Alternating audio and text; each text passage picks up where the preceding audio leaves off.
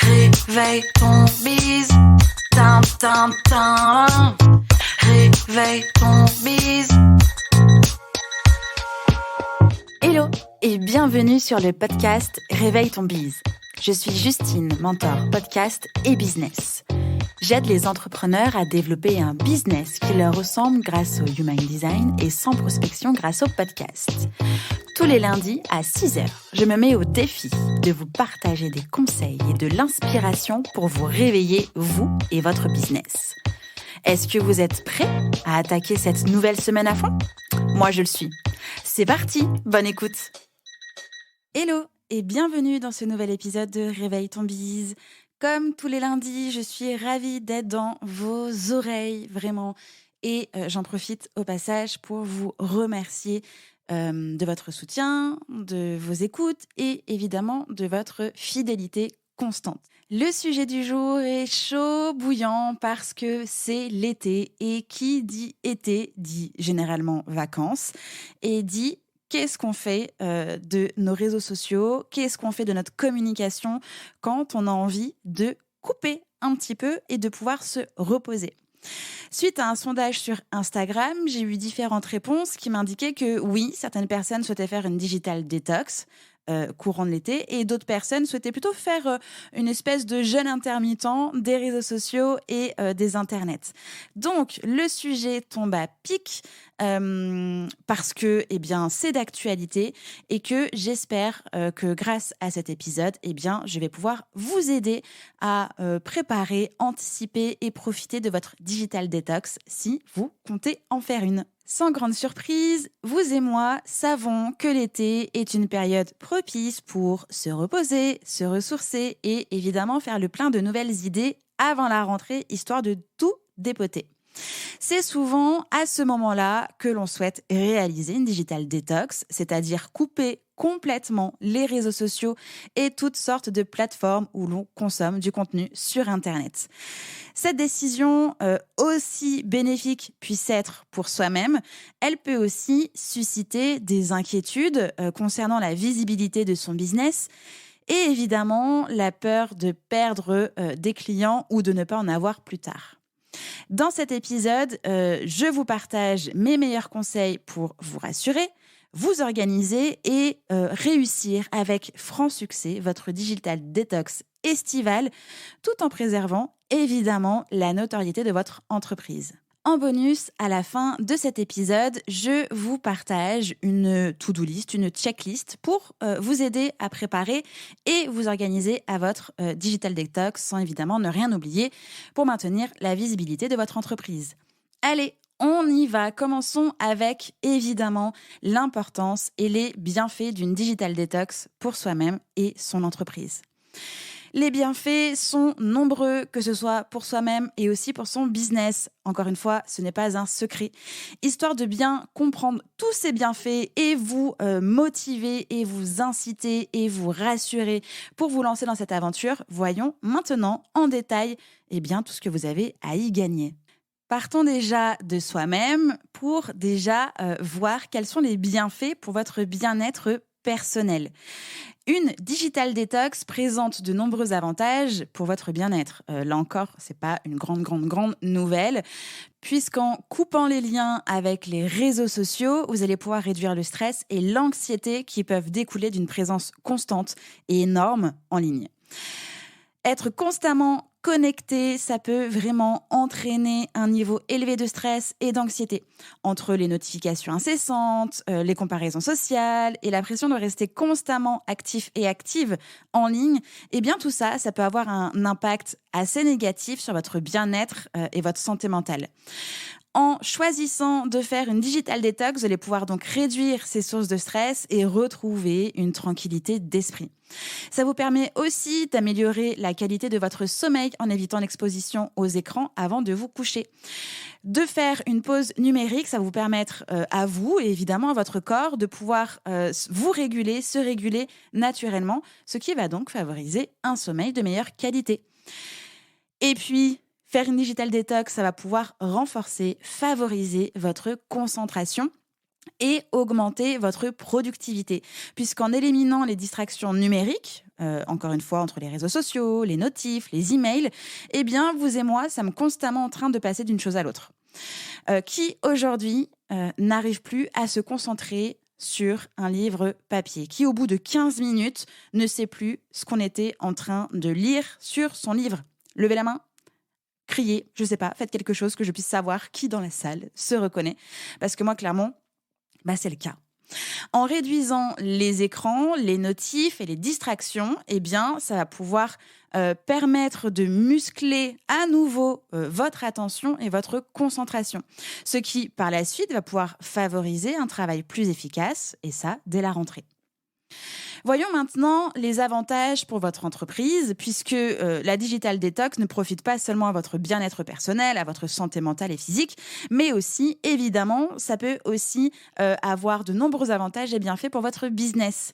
En faisant le vide et en vous accordant du temps loin des écrans, vous allez créer un espace propice à l'émergence de nouvelles idées.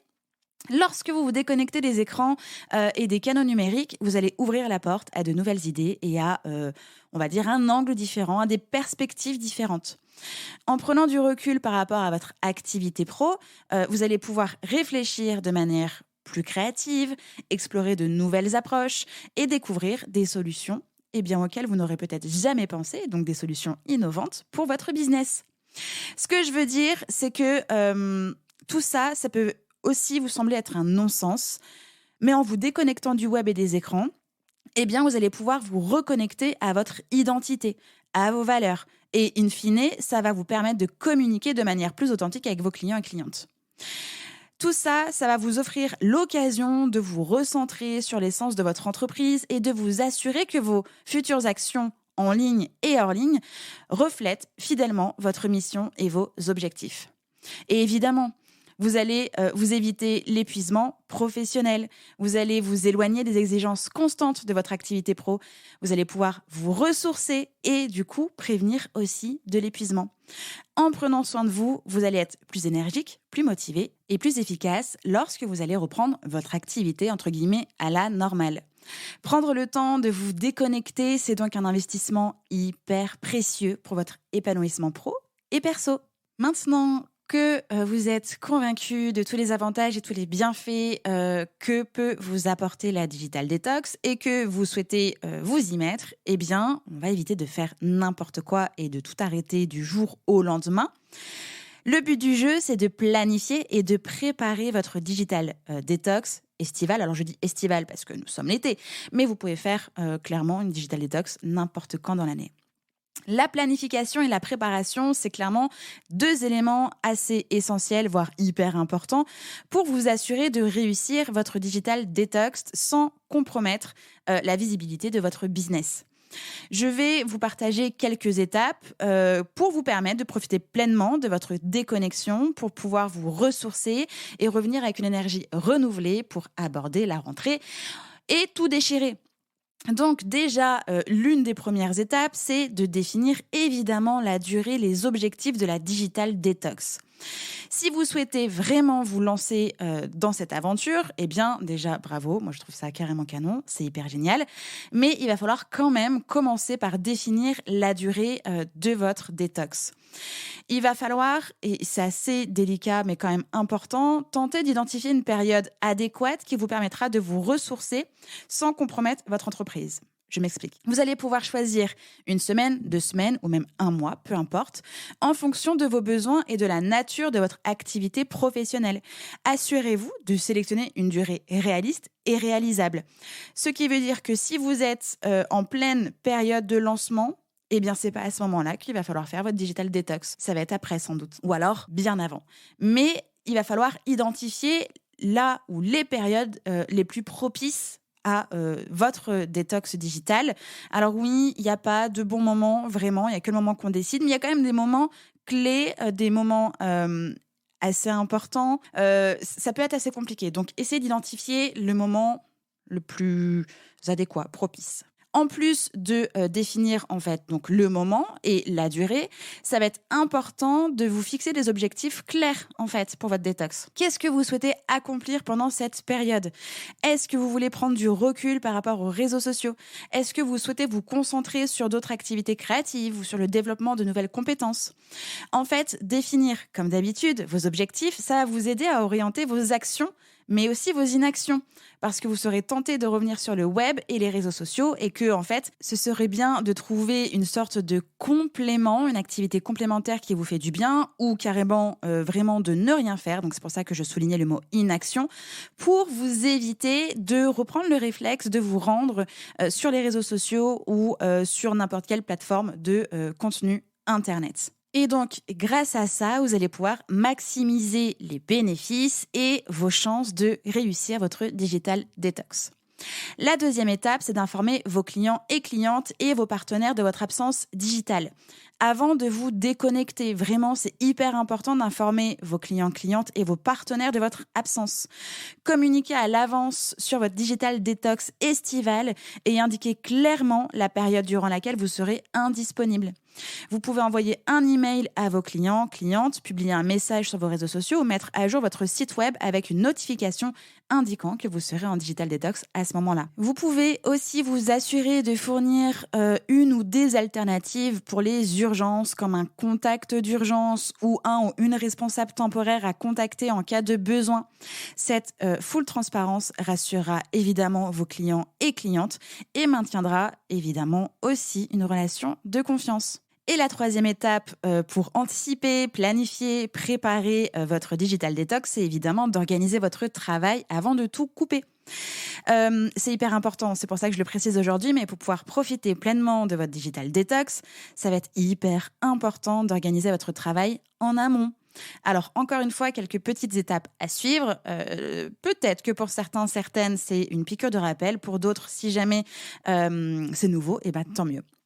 La première chose à faire, c'est évidemment d'identifier les tâches prioritaires. Faites une liste des tâches qui doivent absolument être accomplies avant votre départ. Classez-les par ordre de priorité et concentrez-vous sur celles qui ont un impact direct sur votre entreprise. Bonjour, la matrice d'Eisenhower, ok ? Ensuite, une fois que toutes ces tâches prioritaires sont identifiées, c'est le moment de les planifier.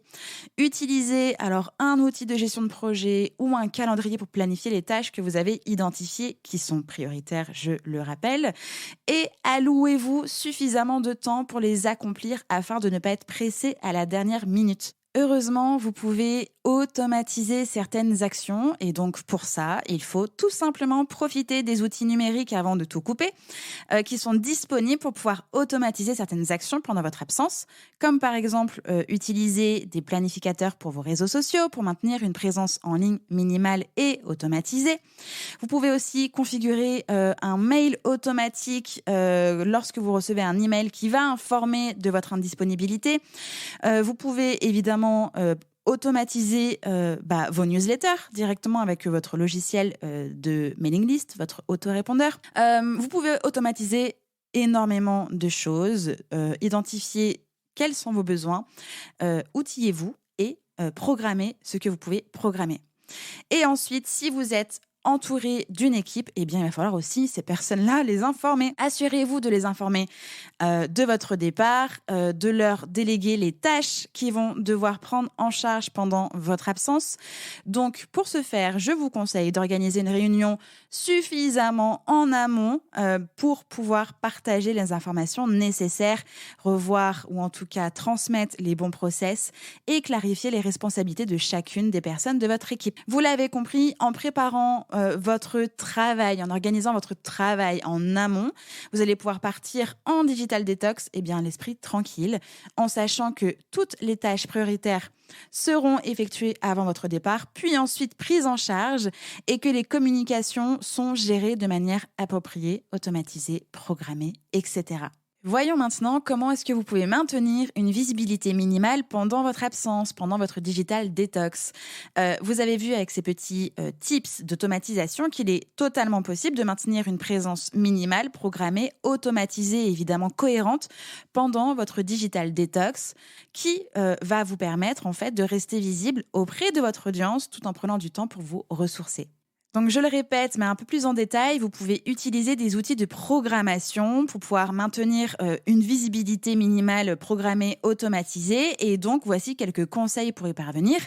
La première des choses à faire, c'est de pouvoir planifier vos publications sur les réseaux sociaux. Vous pouvez utiliser des outils de gestion des réseaux sociaux comme Later ou encore tout simplement le Creator Studio de Meta, donc Instagram, Facebook, pour planifier à l'avance vos publications pendant votre absence. Comme à votre habitude, j'imagine que vous allez choisir des contenus pertinents et engageants pour votre audience et de définir les dates et heures de publication. Tout ça, ça va vous permettre de maintenir une présence en ligne sur vos réseaux sociaux sans avoir à vous connecter quotidiennement.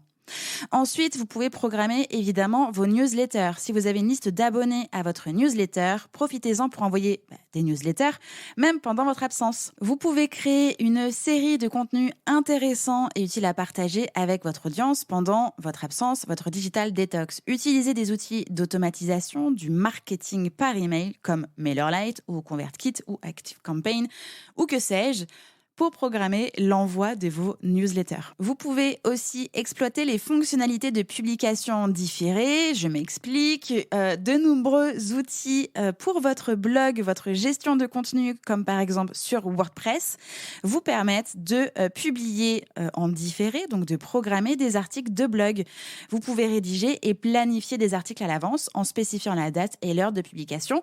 Et du coup, même pendant votre absence, eh bien, vous allez pouvoir maintenir une présence régulière sur votre blog, si vous en avez un. Et évidemment, c'est la même chose si vous avez un podcast. Vous pouvez prévoir vos épisodes de podcast et les programmer directement sur votre hébergeur de podcast, la date, le jour, l'heure où vous souhaitez que ce soit en ligne.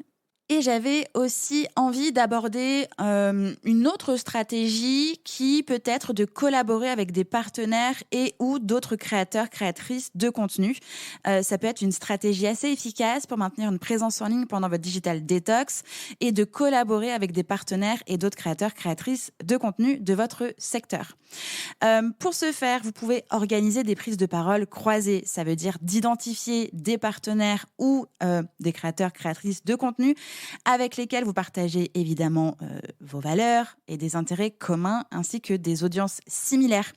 Vous pouvez donc proposer de rédiger un article de blog pour eux ou d'enregistrer une vidéo pour leur plateforme ou un épisode de podcast et vice-versa.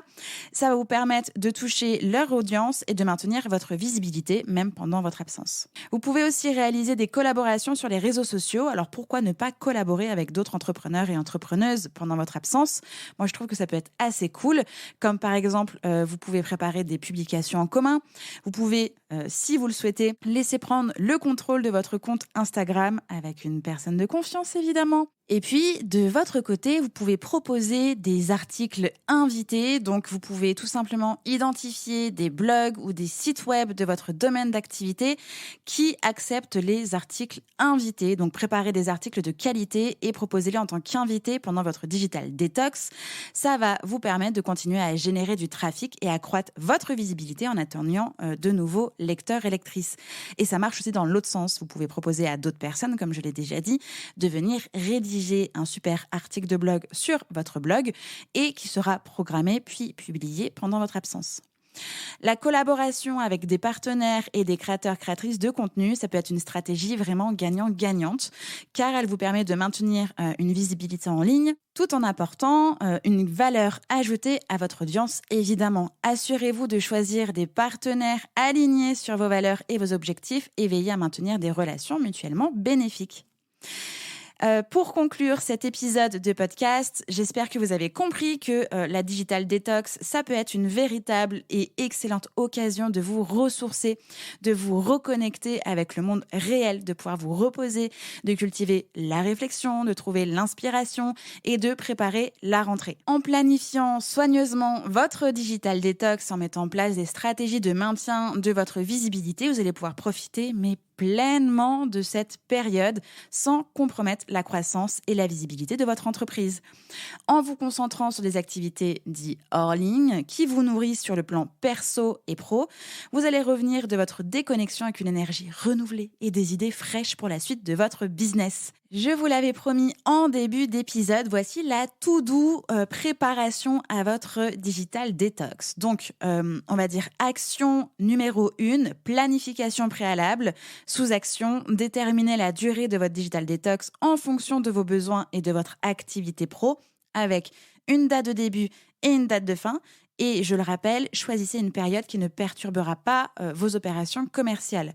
Sous tâche 2, définir vos objectifs avec cette digital detox. La tâche numéro 2, c'est d'identifier un contact d'urgence. Donc, en sous-tâche, désignez une personne de confiance dans votre entreprise ou hors votre entreprise pour prendre en charge les situations urgentes pendant votre digital detox. Si c'est impossible, proposez un numéro de téléphone disponible sur un créneau horaire précis et dédié à cet effet. Troisième tâche, c'est d'informer les personnes. Donc, sous-tâche numéro 1, annoncez à l'avance à vos clients et clientes votre digital detox. Alors, je vous recommande au moins un mois à l'avance dans la mesure du possible et de communiquer votre contact d'urgence ou un autre moyen de vous joindre en cas d'urgence. Sous-tâche numéro 2, c'est d'annoncer à l'avance votre digital detox sur vos réseaux sociaux, votre site, votre newsletter, etc. Pour cette sous-tâche, je vous recommande environ de mettre ça en place entre 10 à 15 jours avant votre départ. Tâche numéro 4, c'est d'organiser votre planning. Donc, la sous-tâche, c'est d'identifier les tâches prioritaires à effectuer avant votre départ. Ensuite, d'identifier les tâches prioritaires à effectuer pendant votre absence, donc soit à automatiser, soit à déléguer. C'est aussi d'identifier les tâches prioritaires à effectuer à votre retour pour pouvoir avoir un retour en douceur. Et l'autre sous-tâche, c'est de planifier toutes ces tâches dans votre outil de gestion de projet et ou votre agenda. Cinquième tâche, si vous souhaitez collaborer avec des partenaires. Donc, la sous-tâche numéro 1, c'est de chercher des partenaires ou des créateurs, créatrices de contenu dans votre domaine qui peuvent prendre le relais pendant votre absence.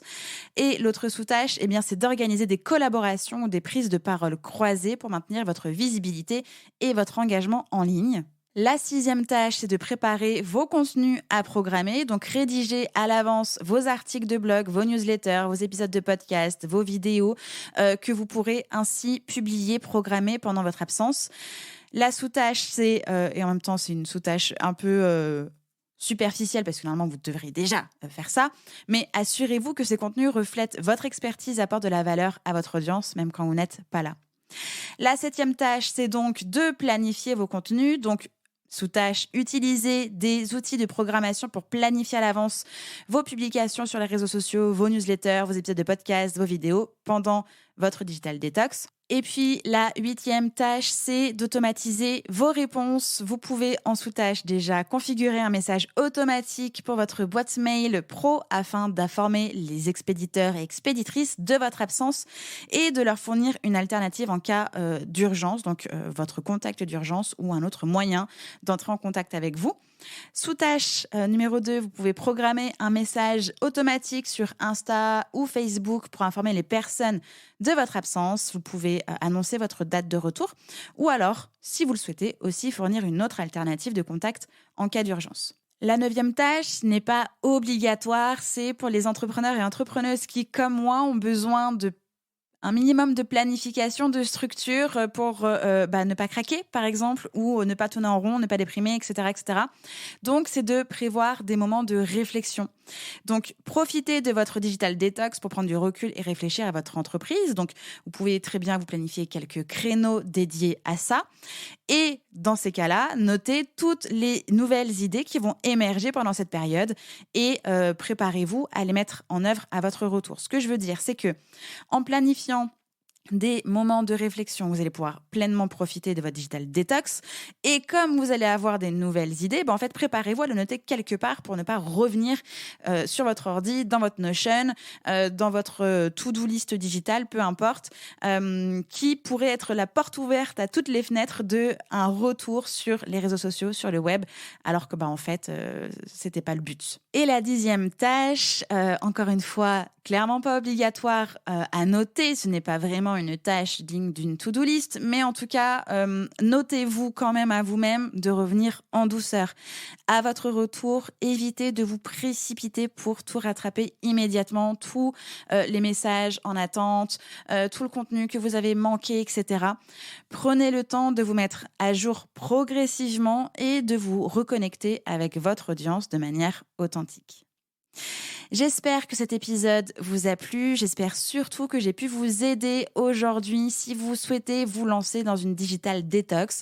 J'espère que vous allez pouvoir le faire sereinement, que vous n'allez pas stresser de qu'est-ce qu'il se passe pendant que je ne suis pas sur le web. Votre entreprise ne va pas couler.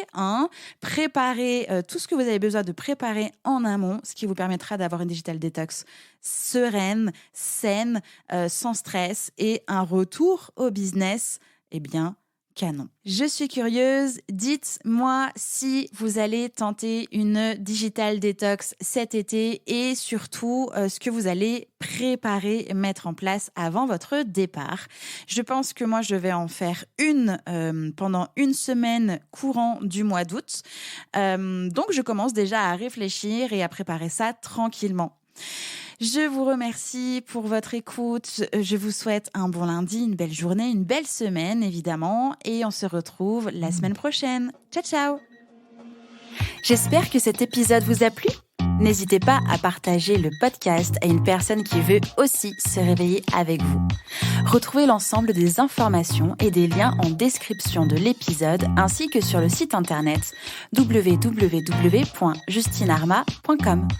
Si vous avez des idées, des suggestions ou si vous avez juste aimé cet épisode et que vous voulez me le dire, direction Apple Podcast pour laisser un commentaire et des petites étoiles.